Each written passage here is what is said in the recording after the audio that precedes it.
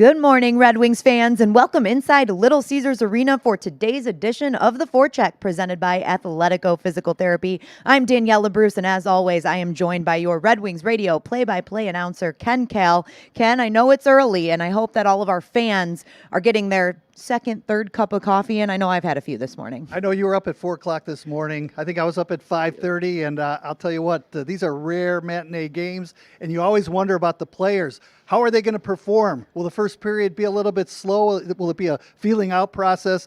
These guys are used to playing at night, so, the first period could be a little strange. Well, let's hope they just carry over whatever they did on Saturday into today's game. Let's take a look at what the Red Wings did on Saturday in their first victory of the season over the Columbus Blue Jackets. We know that Bobby Ryan, who was acquired in free agency, made his Red Wings debut, and what a debut it was for him, Ken. A really nice play here by Filip Zadina. Bobby Ryan, and that's his first goal as a wing.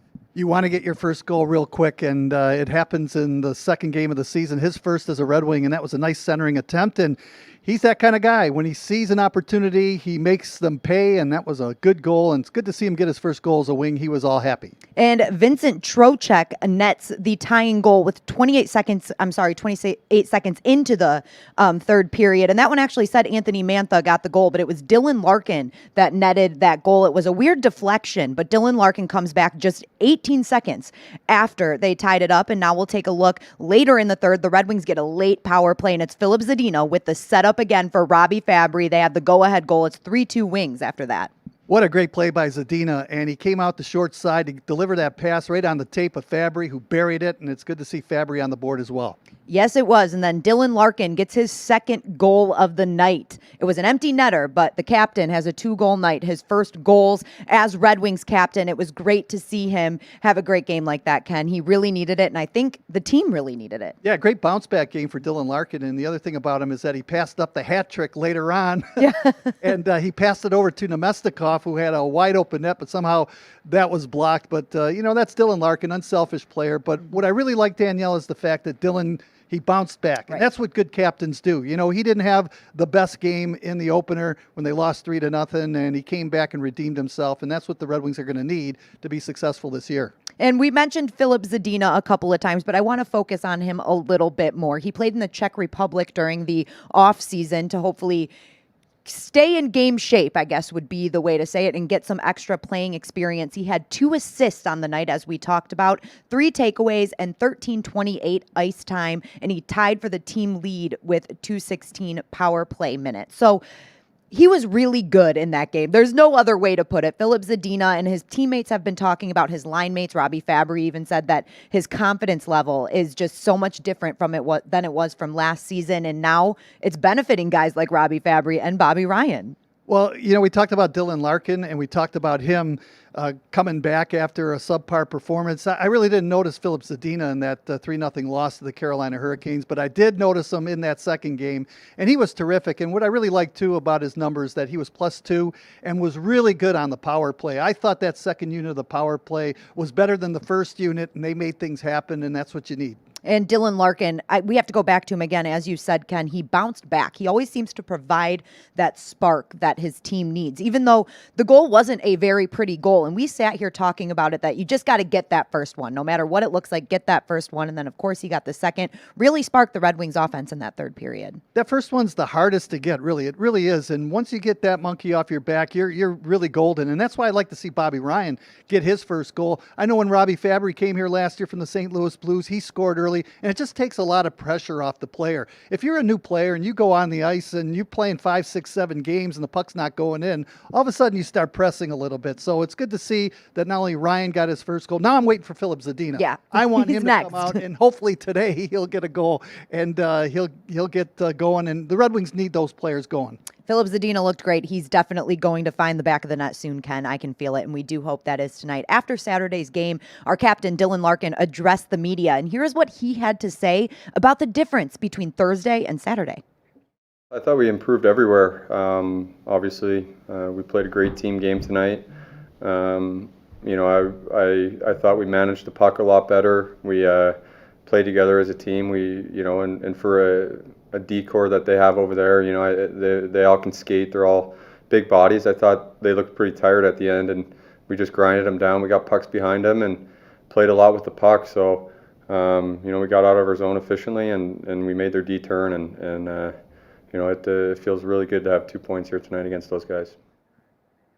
Couldn't agree with him more. You have to be happy picking up 2 points against a team like Carolina. Ken, let's take a look at the Red Wings' projected lines for tonight. We're assuming that we're going to see the same thing we saw on Saturday night, which is Dylan Larkin, Tyler Bertuzzi, Anthony Mantha on line one, of course. And then that second line, who was very, very impressive. We've got Bobby Ryan, Robbie Fabry, and Filip Zadina. And then the third and fourth lines are the same too. We're expecting Thomas Greiss to get the start in net tonight. That should be the only change that we see from Saturday's game. Yeah, and no need to change things around. When you're winning, you really want to keep that lineup together.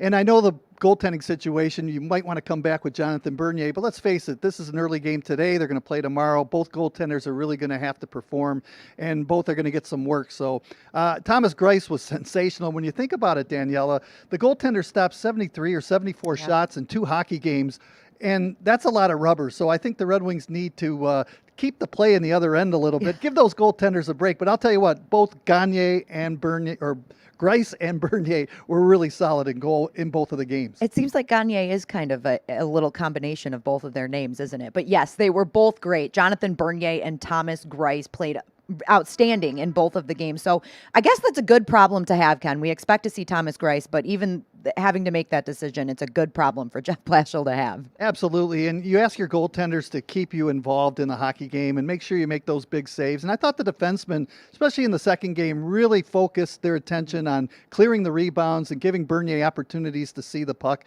And like Greiss, he really controlled his rebounds, didn't give up too many, and played it safe back there, and that's good. And we've got the Columbus Blue Jackets in town today. So let's take a closer look at what they've done so far this season. They are 0-2. They dropped 2 games to Nashville, and they've got a couple new additions in Max Domi and Michael Del Zotto, which we haven't seen much out of them yet. Del Zotto looks pretty good, but the line of Alex Texier, Nick Foligno, and Liam Foudy has been the most impressive thus far for Columbus. And that was after they made some changes to their lineup. So do you think we're going to see that same line again today? Hard to tell. When you lose a hockey game, the coaches like to mix and match and try to change it up. Let's face it, they've lost 2 games. They're looking for a victory here in Detroit. The Red Wings are going to try to stop them, but they're well coached under John Tortorella. I think, like we talked about after the first game, they got to get their first 2 lines going, like Dubois and Borkstrand and Grigorenko got to get going. That's their top line right now, and Domi's lines has to get it going with Atkinson and Boone Jenner. So, they're going to have to find a way to get more offense, and that's something they've been struggling with in their first 2 games that they lost to Nashville. And you have to remember, too, they do have a little bit of off-ice drama going on with Pierre-Luc Dubois, who did request a trade. So do you think dealing with that can impact what happens on the ice? It could, but Dubois is a professional. Right. He understands that anything that happens off the ice is something that he has to deal with on his own, and perhaps with his agent and the management of Columbus. But when you're on the ice, all you're thinking about is winning a hockey game. So, he's a professional. He knows what needs to be done on the ice, and you continue to play hard. That's why they're professionals, and you try to win every game. We briefly mentioned the addition of Max Domi, and I think the Blue Jackets are expecting a lot out of him. But as some of the players on the Red Wings, it seems like he hasn't been able to get going yet. Do you expect him to get going for this Columbus Blue Jackets team? Hopefully it's not tonight, but I think we would expect to see more out of Domi. Yeah, and he's a good player. And good players, by the end of the year, they always say the cream rises to the top. His numbers will be there. He's 25 years old. I think he adds a lot of depth to this Columbus Blue Jacket lineup. And before the end of the season, he's going to get his numbers. He's going to get his points, and he'll be a force out there for Columbus. And Ken, we have to mention this. January 18th is always a very special day for the NHL in honoring Willie O'Ree. On January 18th, 1958, he laced up his skates as the first black man to play in the NHL for the Boston Bruins. And today, it happens to fall on MLK Day. So a very special day to honor the history of the NHL, how far they have come. But Ken, we still have to remember how far we have to go as well. Absolutely, and we always say that hockey is for everyone, and certainly that's what it was in 1958 when he first came in the National Hockey League playing with the Boston Bruins. Great ambassador around the National Hockey League. He travels a lot with the National Hockey League, visits different venues, and talks about black players playing in the National Hockey League. They call him the Jackie Robinson of hockey because he did break the color barrier. So, he's been a terrific guy. I've had a chance to meet with him and talk with him. him, and he's just a wonderful guy. He's got some great stories talking about Yeah. the elbows of Gordie Howe and, players like Delvecchio and Lindsay that he had to play against. So he's really a solid guy, a pretty good player in his day, and it's good that they are honoring him. Yes, and of course the Red Wings and teams around the NHL, you got a good look at it, will have a Willie O'Ree decal on their helmet. Very cool way to honor him. Like we said, he made a huge difference in the NHL, and a lot of things are the way they are today because of people like him. Absolutely. And, as we go forward, we just need to continue to realize that equality is for everybody. And, it doesn't matter who you are or what you do.